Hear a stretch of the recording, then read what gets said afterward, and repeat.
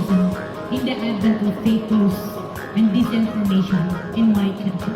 We need to work it out. We need to prove that we are the voice of the people. We are the media. We are the facilitators.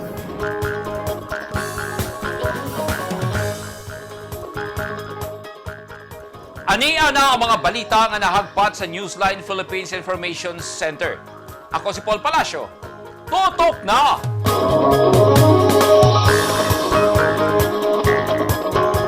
Sa mga headlines, Mayor o Vice Mayor sa Santa Cruz, Davao del Sur, nagkinasuhay. Siyam ka mga lugar sa Misamis Occidental, giilang nga area of immediate concern karong eleksyon.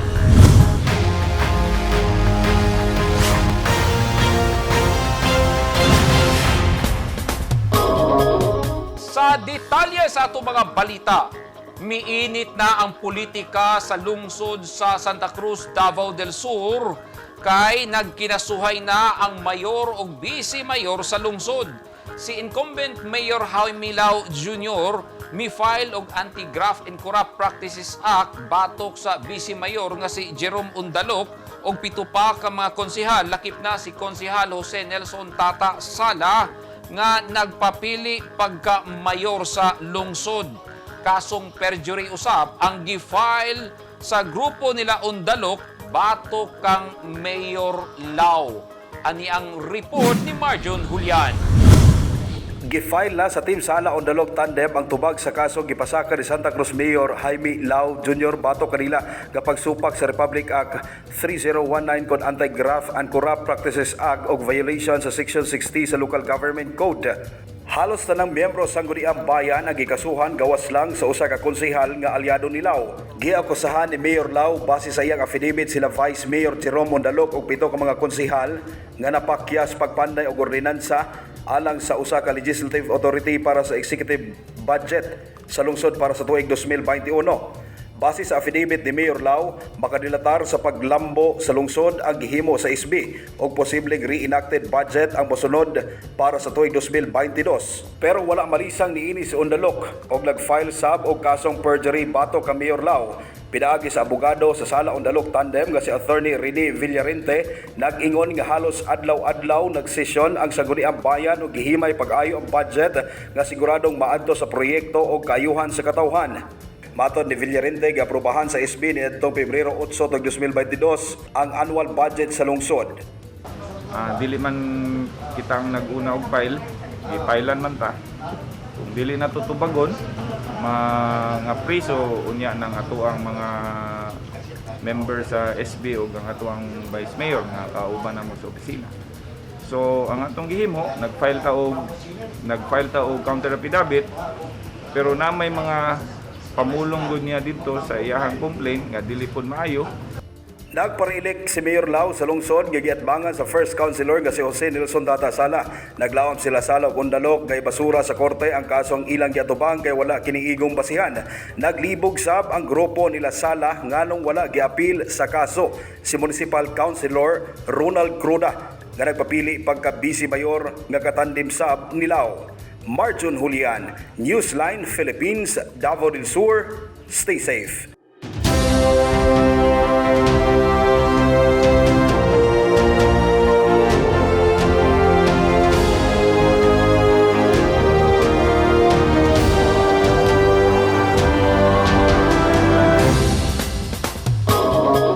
This portion is brought to you by Toyota. This portion is brought to you by Rizal Memorial Colleges. Naalarma na ang simbahang Katoliko sa Cagayan de Oro City tungod kay dunay usa ka grupo nga nagsuroy-suroy aron mangayo og kwarta ug magdala sa pangalan sa simbahang Katoliko. Gipaigmat sab sa kaparian og kaobispuhan ang katawhan nga magbinantayon aron dili mabiktima. Ani ang report. Nanawagan karon ang lider sa simbahang Katoliko sa Cagayan de Oro City batok sa mga grupo nga scammer nga migamit sa pangalan sa simbahan sa ilang pagpangayo og kwarta. Sa usa ka pastoral letter, nanawagan si Cagayan de Oro Diocese Archbishop Jose Cabantan nga dili mo tuo sa mga nagpakaron ingnon nga miyembro sa Order of the Apostolic and Missionaries nga naglibot-libot sa nagkadaang lugar sa syudad ug nangayo og kwarta. Matod sa obispo, nakadawat sila og sulat kabahin sa aktibidad sa naisgutang grupo, hinungdan nga naalarma ang simbahang Katoliko ug nagpagawas og usa ka abeso. Sa iyang sulat pahayag, gisaysay ni Archbishop Cabantan nga nakaabot na sa iyang buhatan ang hinimuan sa Order of the Apostolic and Missionaries nga duna kunoy mission house sa Malaybalay City, Bukidnon ug adunay formation house sa Cagayan de Oro City. Og nagtuyok-tuyok og nangayo og kwarta o donasyon alang sa ilang pagsangyaw sa maayong balita ug sa ilang outreach program sa mga komunidad. Matod sa obispo, wala pa sila ebidensya nga nakadawat na og kwarta ang grupo apan hugot ang ilang pagtuo nga duna kini nalikom gikan sa ilang gipangduulan ug ila usab kining gireport sa otoridad. Nagbalay-balay kuno ang grupo og posible nga daghan na kini og nabiktima. Nasayran usab sa obispo nga dili apil ang Order of Apostolic and Missionaries sa mga relihiyosong grupo ubos sa simbahang Romano Katoliko sa Pilipinas. Matod pa sa obispo, nagagamit pa og linya sa Biblia ang grupo nga nagkanayon, God is not unrighteous to forget our good works. Nga kuha sa Hebrew 6:10.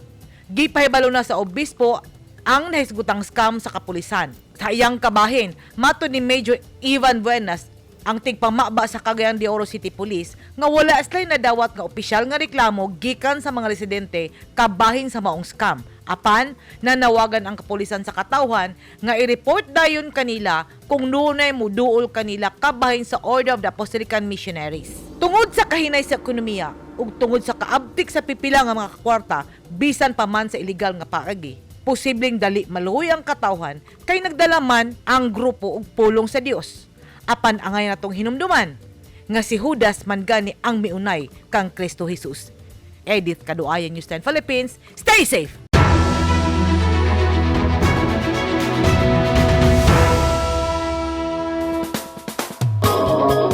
Siyam ka mga lugar sa Misamis Occidental ang ipailam sa immediate of concern karong umaabot nga piniliay. Gibasihan niini ang mga nangaging eleksyon nga dunay inhitabo nga kinahanglan ang presensya sa mga otoridad sa lugar. Ani ang report ni Neftali Batuleño. Giila karon sa kapulisan nga orange hotspots kon areas of immediate concerns ang 8 ka mga lungsod ug usa ka syudad sa Misamis Occidental nunot sa umaabot nga May 9, 2022 elections. Sa programang Let's Talk Misamis Occidental, pinaagi sa Philippine Information Agency PIA, gipahayag ni Police Lieutenant Colonel Melfin Ayan Burlat, ang Police Community Affairs and Development Unit Chief sa Misamis Occidental Provincial Police Office, ang nasangpit nga mga lugar naglangkob sa lungsod sa Aluran, Bonifacio, Calamba, Clarin, Don Victoriano, Jimenez, Sinakaban, Tunila ug ang Dakbayan sa Tango. Inugang pa ni Burlat ang listahan sa maong mga lugar, giduso na sa PNP ngadto sa Commission on Elections COMELEC alang sa pagpahigayon og review. Gumikan nini, ipataas sa kapulisan ang paghatag og seguridad sa maong mga lungsod og syudad sa tibok probinsya sa Misamis Occidental. Saysay nini gidako ang posibilidad nga adunay inugang nga puwersa sa kapulisan sa maong dapit aron masiguro ngadto sa publiko nga gawas nun sila nga makabutar og mamintina ang kahusay ug kalinaw sa lalawigan. Giklaro pa ni Burlat nga ang pagdugang o presensya sa kapulisan nag-agad sa sitwasyon sa usa ka lokalidad. Naman tayo mga parameters based sa ato ang upat ka classification or the categorization. For the purpose, this was already submitted in the regional RGSAC for their subsequent approval para mapreparahan na nato just in case kaning mga lugar na kinahanglan og more troops to be deployed during election period. Kahirumluban nga niadto Disyembre tuig 2021, nakatala ang PNP usa ka shooting incident sa Tangub City. Di nang investigasyon kabahin ini nagpadayon pa hangtod karon. Subay nini, nanawagan si Burlat ngadto sa tanan nga kinahanglang mobotar sibo silang gusto base sa integridad ug katakos sa mga kandidato, ilabi na nga ang eleksyon usa ka sagrado nga panahon alang sa paggamit sa katungod sa pagbotar. Alang sa Newsline Philippines, Neftali Batuleño. Stay safe.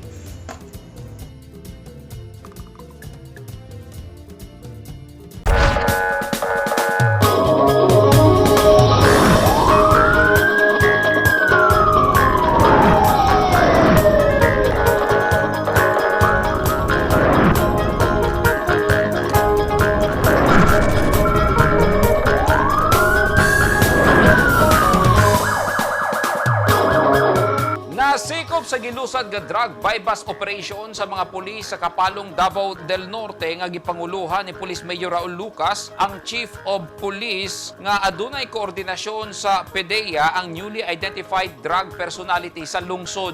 Base sa report sa Kapalong Municipal Police Station, gihimo ang drug bypass operation kaganihang pasado alas 4 sa kaadlawon sa lungsod sa Kapalong ug nasikop ang suspect nga si Harvin Musa Alam, residente sa Purok 3, Barangay Madaum, Tagum City. Nakuha og napalit sa suspect ang daghang shabu nga mukantidad sa 350,000 pesos. Napriso na sa Kapalong Municipal Police Station ang dinakpan o gikatakdang kasuhan ug paglapa sa Comprehensive Dangerous Drugs Act. At tangi! Daycare Center nga girenovate sa mga pulis sa RPSB sa Barangay Kadalian, Baguio District, gi-turn over na. O LGU ug mga health experts sa Misamis Occidental na balaka kay 91% sa nangamatay sa COVID-19 walay bakuna.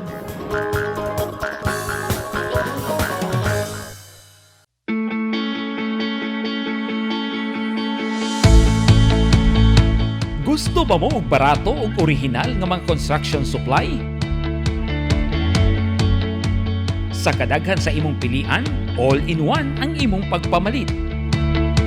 Tara na sa 3M1 ug T-Square Lumber and Construction Supply. Nahimutang sa daang Hardika, Lanao ug Dayo Street, Kidapawan City.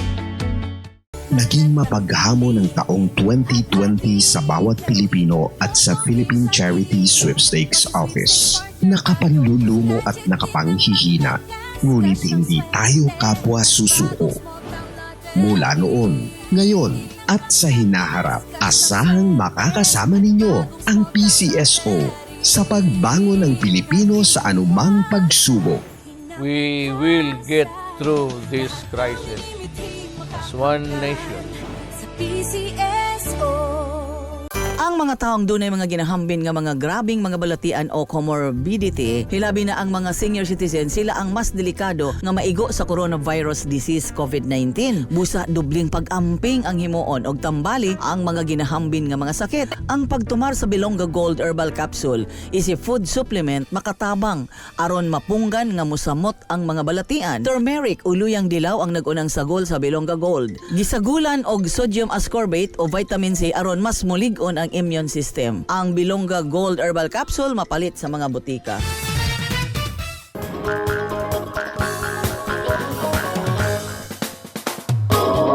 Patay na dihang nakitaan ang usa ka driver nga gireport nga missing sulod sa duha ka adlaw sa usa ka beach resort sa Digo City. Nagtuo ang pamilya nga adunay foul play nga nahitabo sa biktima. Ani ang report ni Ronnie Jun Otero.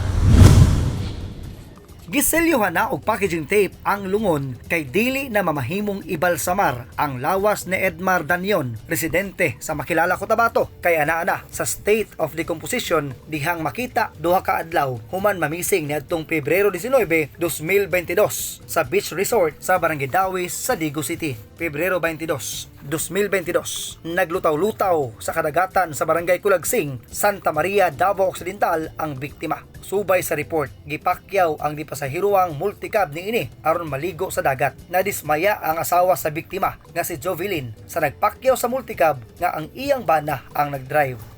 Dapat unta kay pag pamauli nila sir, biyaan niya akong bana dito sir, na missing.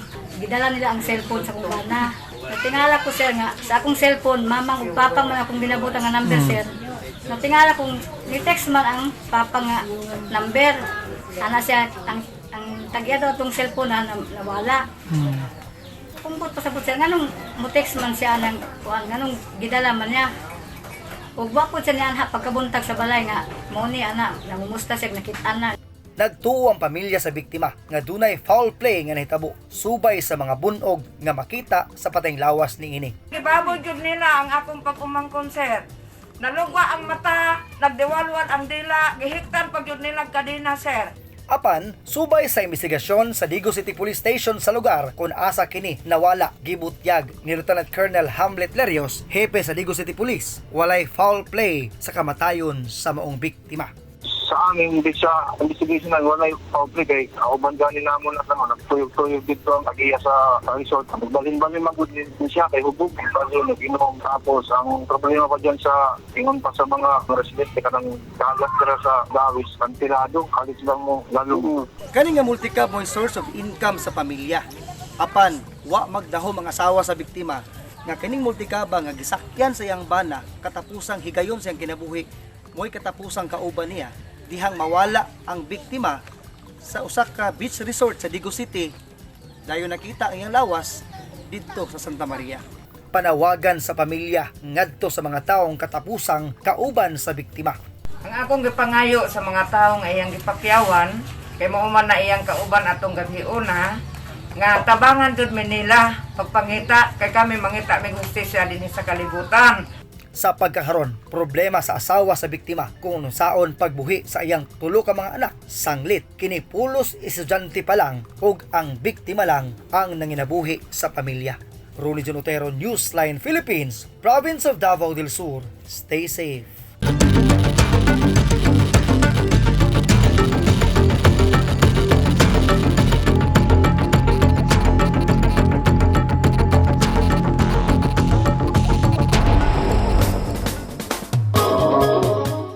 Paspasan sa lokal nga gobyerno sa Misamis Occidental ang ilang pag-inganyo sa katawhan sa ilang vaccination drive kay 91% sa COVID-related death sa probinsya walay mga bakuna.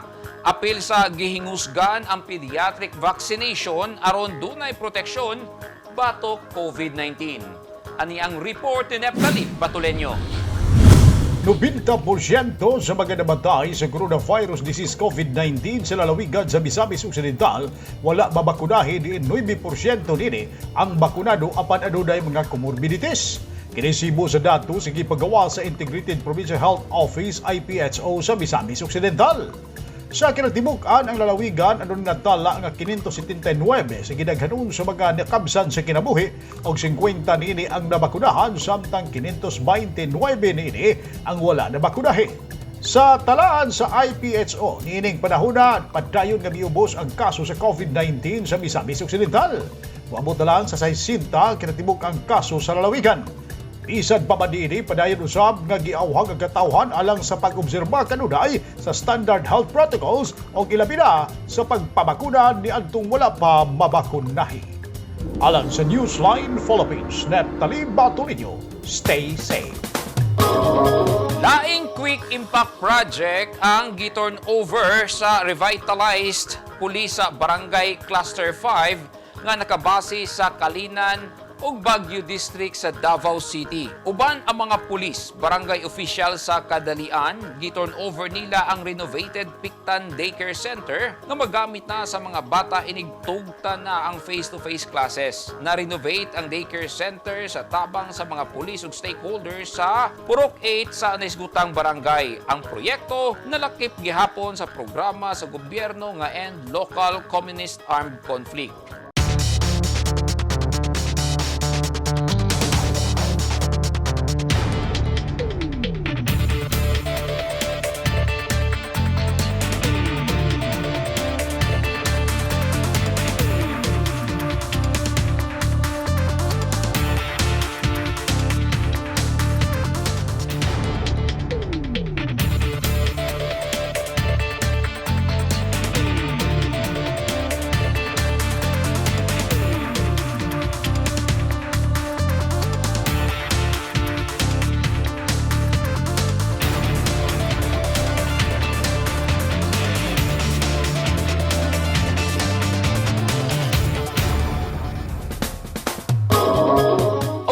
Naghingpit sa mga balita nga nahagpat sa Newsline Philippines Information Center. Alang sa dugang balita, bisitaha ang website nga www.newsline.ph. Sa Facebook page, Instagram, newsline.ph. O sa Twitter, newsline.ph.